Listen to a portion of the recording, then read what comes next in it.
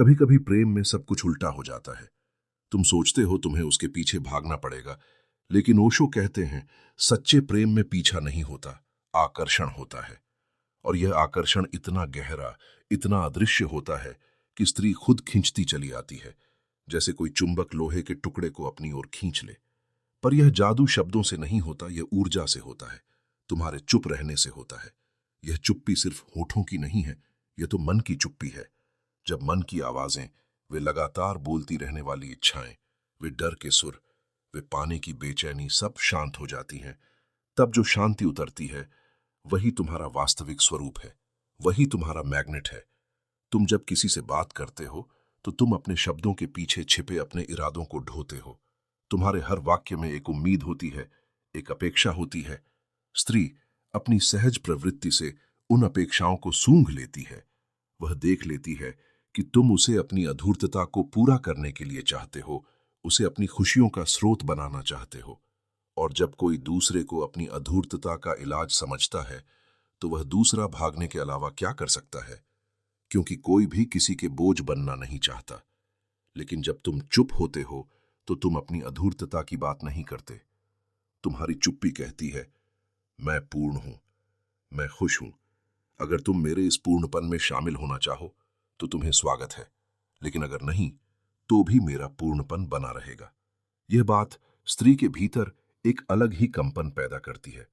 वह पहली बार किसी ऐसे पुरुष का सामना करती है जो उससे कुछ नहीं मांग रहा है।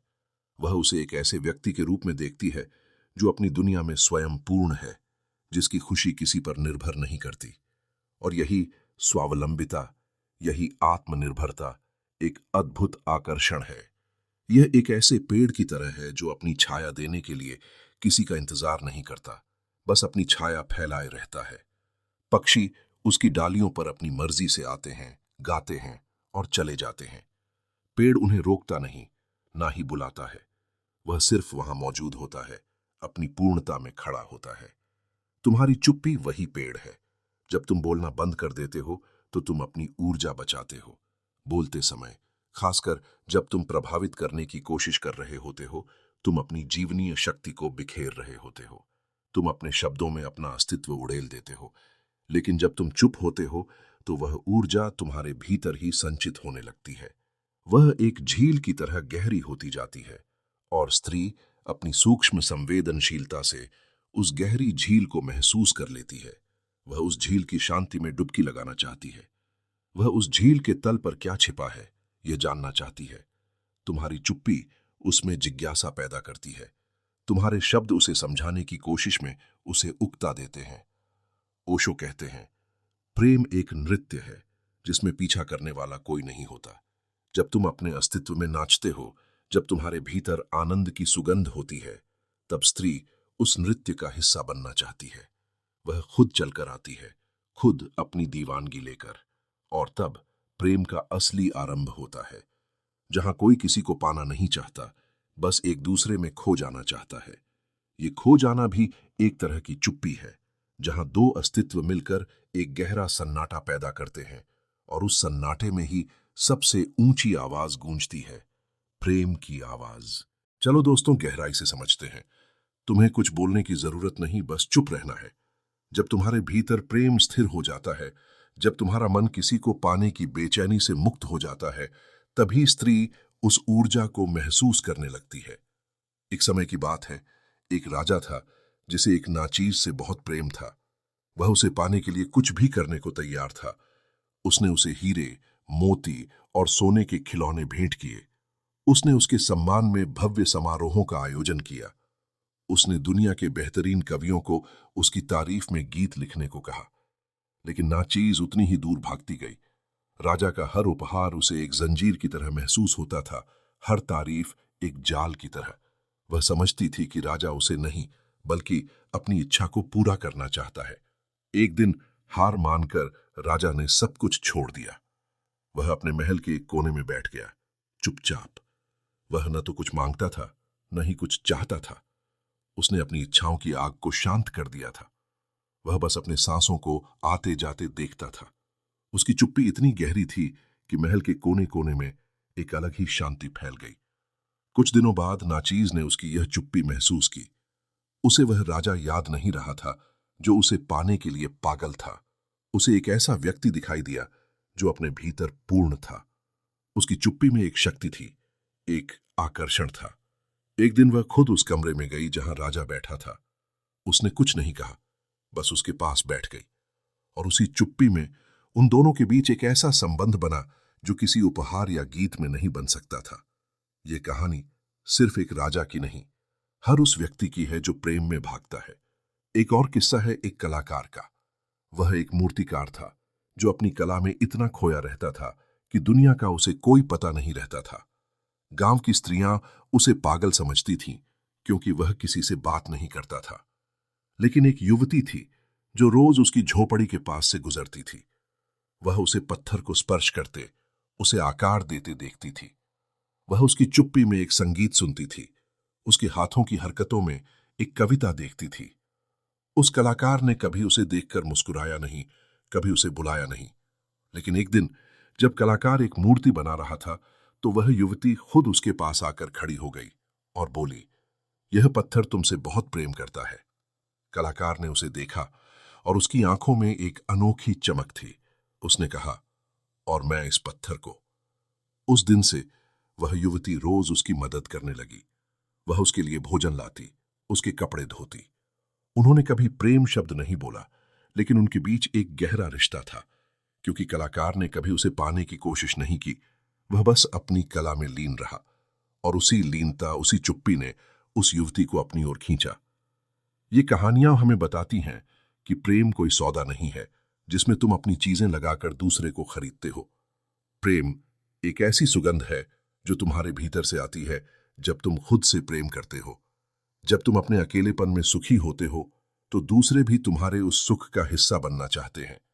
जब तुम अपनी अकेलेपन को दुखी मानते हो तो दूसरे उस दुख से दूर ही भागते हैं। ओशो कहते हैं, स्त्री प्रेम के पीछे नहीं भागती, वह प्रेम की तरंगों को महसूस करती है। अगर तुम में सच्चा प्रेम है तो वह उसे सूंघ सकती है, देख सकती है, छू सकती है, बिना बोले। और तब वह खुद आकर तुम्हारे पास बैठना चाहती है, बिना किसी कारण के। यह कोई खेल नहीं, यह ऊर्जा का संवाद है। जब तुम चाहना छोड़ देते हो तभी चाहत जगती है। यह सुनने में अजीब है पर यही सत्य है।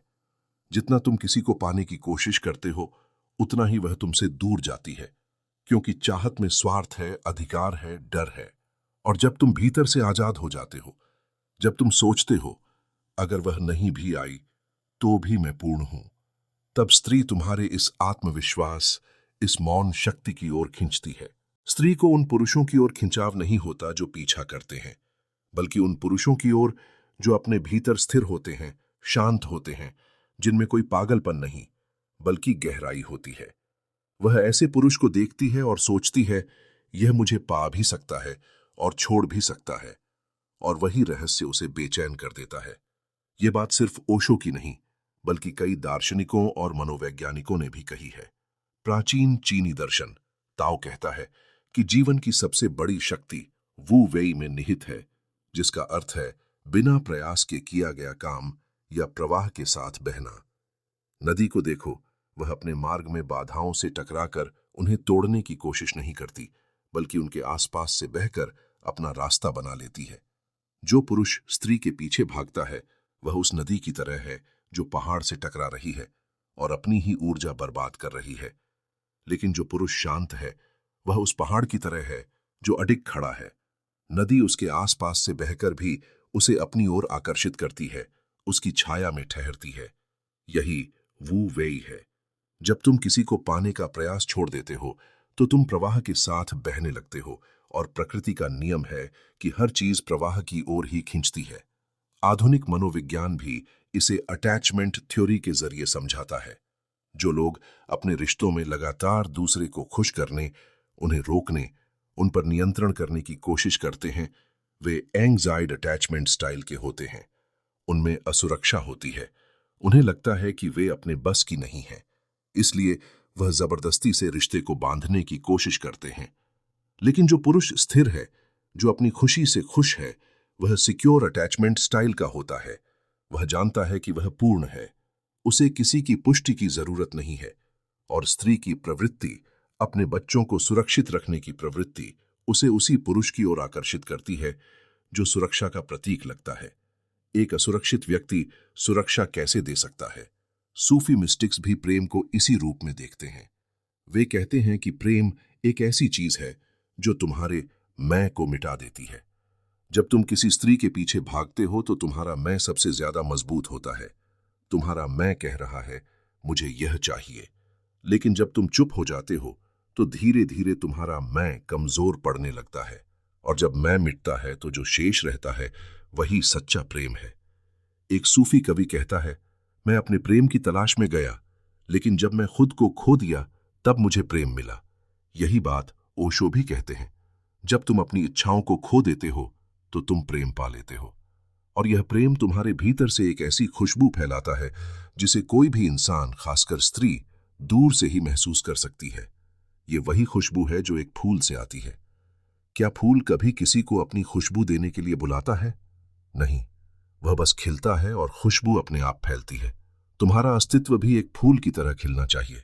जब तुम अपने भीतर के फूल को खिलने देते हो, जब तुम उसे अपनी इच्छाओं की मिट्टी से दबाकर नहीं रखते, तो वह अपनी सुगंध फैलाता है, और स्त्री एक कुदरती प्रवृत्ति से उस सुगंध के पीछे चली आती है। वह उस फूल को तोड़ने नहीं आती, वह उसके नीचे बैठकर उसकी सुगंध का आनंद लेना चाहती है। ओशो कहते हैं, प्रेम एक नृत्य है जिसमें पीछा करने वाला कोई नहीं होता। जब तुम अपने अस्तित्व में नाचते हो, जब तुम्हारे भीतर आनंद की सुगंध होती है, तब स्त्री उस नृत्य का हिस्सा बनना चाहती है। वह खुद चलकर आती है, खुद अपनी दीवानगी लेकर, और तब प्रेम का असली आरंभ होता है, जहां कोई किसी को पाना नहीं चाहता, बस एक दूसरे में खो जाना चाहता है।